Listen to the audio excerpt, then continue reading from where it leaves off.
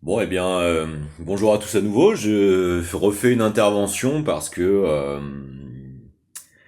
il y a quelque chose qui vient d'être produit aujourd'hui. Je vais proposer à Monsieur Cohen de prendre un petit peu de hauteur de vue sur les discours de certitude des choses et on va essayer de recontextualiser un petit peu d'immédiateté d'actualité politique dans des perspectives à grands facteurs d'anticipation économique durable, véritable, par rapport à un ensemble de problématiques constituant le sujet. Et vous allez voir dans le prolongement de ce que je disais dans mes dernières vidéos sur le retour du traitement, la nécessité du traitement dans le service public, que c'est parfaitement sensé.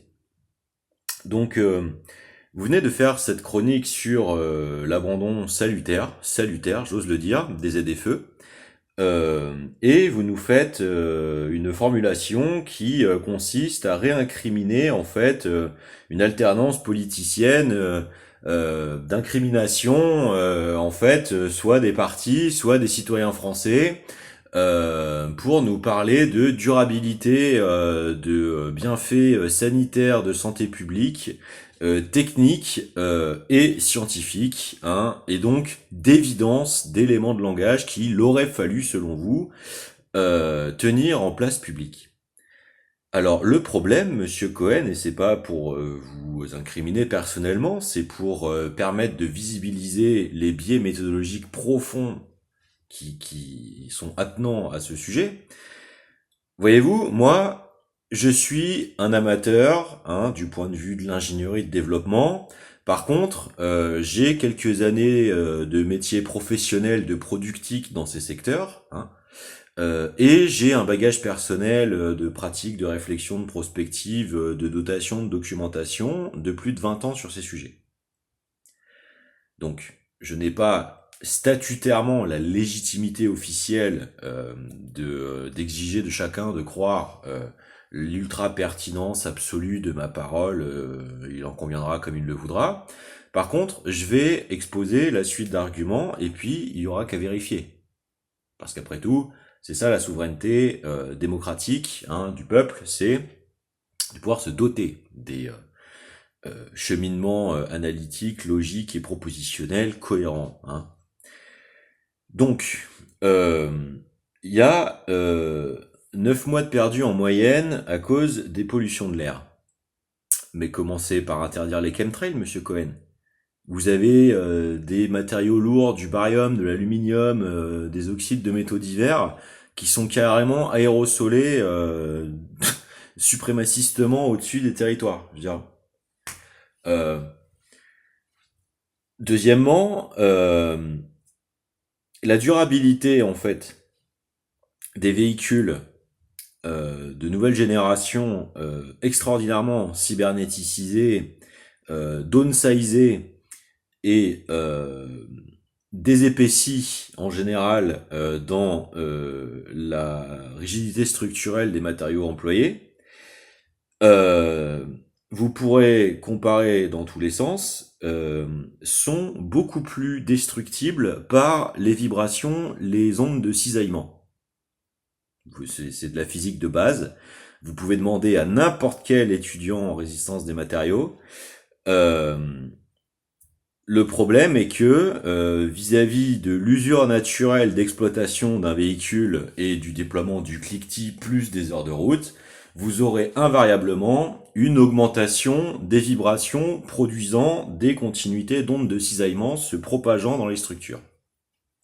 Or, le fait d'ajouter en fait des suppléments technologiques d'agrément d'usage divers comme des ordinateurs de bord, des tablettes, des bardés de capteurs, des sondes dans tous les sens et des rétrosystèmes de contrôle et de dispatch de voies de signaux de commande divers démultiplieront invariablement architecturalement le nombre de vulnérabilités et donc augmenteront inévitablement le taux de panne.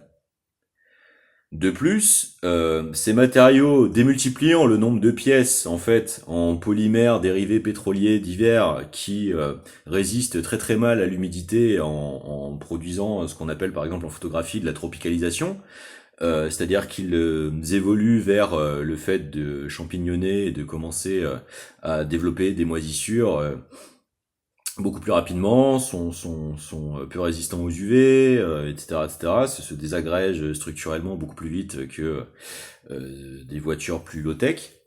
Vous allez inévitablement sur la longue durée, en fait, que ce soit l'usage par le seul même propriétaire ou même dans la durée de vie générale du véhicule passant de main en main, augmenter en fait une nécessité consommatrice par une intensification de l'obsolescence à cause des biais de constitution structurelle du bien. Donc non, ce n'est pas l'exploitation et l'anticipation stratégique écologique la plus aboutie et la plus saine, non.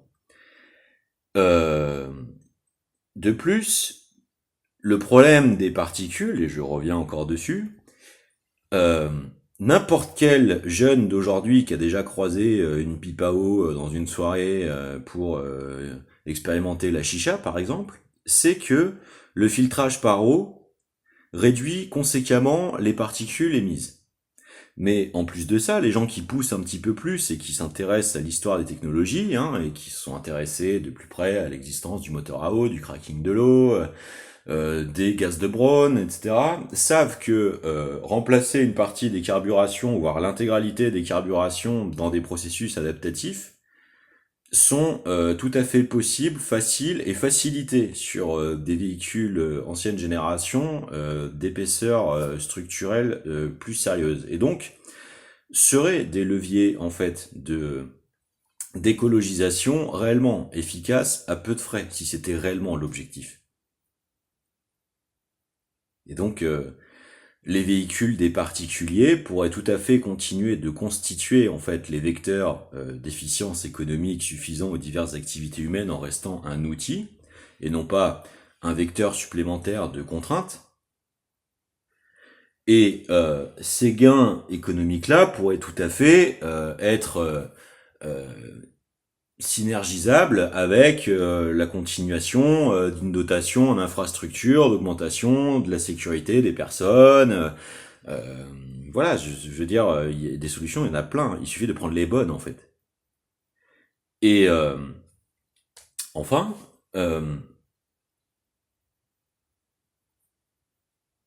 le véritable poids, en fait, d'imposition de type de filière de consommation et les intentions de vouloir absolument tout ultra cybernéticiser n'est pas le choix du peuple. N'est pas le choix du peuple. Ce ne sont pas les citoyens français et pas tant la classe politique qui a voté en quoi que ce soit l'orientation des productiques industriels du point de vue des orientations de développement, majoritairement dans cette voie de génération de ce type d'architecture du marché de l'automobile et du transport. Ce sont les pressions industrielles, de lobbying, en fait, de perspectives de rentabilité supérieure liées à la miniaturisation poussive voulue et recherchée par l'extraction minière, principalement. Parce que au lieu de penser des cyclages structurels tout à fait possibles au niveau de l'aluminium pour peu qu'on continue d'être doté en fait de fonderies permettant de le faire à l'échelle suffisante pour continuer de cycler, parce que le problème de ces métallurgies reste les quantités locales d'apport en énergie conséquent nécessitées pour créer l'exploitation possible des poches de fusion pour continuer de cycler l'aluminium. Euh, Vous pourriez tout à fait faire des véhicules plus légers, propres, intelligents structurellement, moins équipés en cybernétique, mais beaucoup plus hybrides sur les types de carburation, de propulsion, même d'extraction d'énergie de l'atmosphère pour la motricité. Vous pourriez plutôt concentrer les efforts sur le remplacement des pneumatiques. Enfin, des solutions, il peut y en avoir plein en fait, du point de vue de l'orientation de la recherche et développement. Mais cette tendance unilatéralisée à l'ultra-cybernéticisation, je veux dire, À partir du moment où vous avez déjà vos terminaux connectés dans votre poche ou dans votre sac, quel est le besoin d'en foutre dans l'habitacle de la voiture? Donc il y a bien un enjeu derrière sociétal de participer à cette hyper cybernéticisation néo presque cybercarcérale, en tout cas à minima panopticiste, voulu par des mouvements en réalité extraordinairement questionnables du point de vue de la sécurité et des souverainetés des États, puisque c'est ce que cache par exemple l'androidisation avec les essaims d'Android, c'est que le vecteur caché, c'est la bulle d'influence en fait relayée par tout ce qui deviendra proxy de nouveaux répétiteurs en fait de voies de protocole échangeables et donc ces bulles de zones d'influence cybernéticisées. Et donc le fait de vouloir connecter tous les éléments, absolument tous les outils de la vie, sert en réalité ces stratégies dissimulées, furtivisées. Donc votre chronique, je suis désolé, je vous le dis pas personnellement, je vous le dis vraiment techniquement, est absurde de ce point de vue-là. Non, il n'y a aucune écologie dans ce que vous racontez, c'est faux. Ne serait-ce que par l'hyper-cybernétisation de conception de ce type d'orientation de développement de la voiture de demain. Rien que ce choix-là est anti-écologique. À la limite, on peut être d'accord avec vous, par exemple, sur les éléments de carrosserie, les matériaux polymères, la tentative d'allègement structurel pour essayer d'abaisser la consommation dans le rapport de motricité, poids, puissance de couple développé nécessaire à un ratio poids-puissance supérieur. Et donc d'avoir un impact sur la stoichiométrie. Mais ces facteurs devraient primer, en fait, s'il était réellement question d'écologie. Et donc la démarche la plus écologique, encore une fois, c'est de ne pas avoir besoin de remplacer le parc existant. C'est de l'hybrider suffisamment efficacement pour augmenter ces facteurs, ces ratios-là.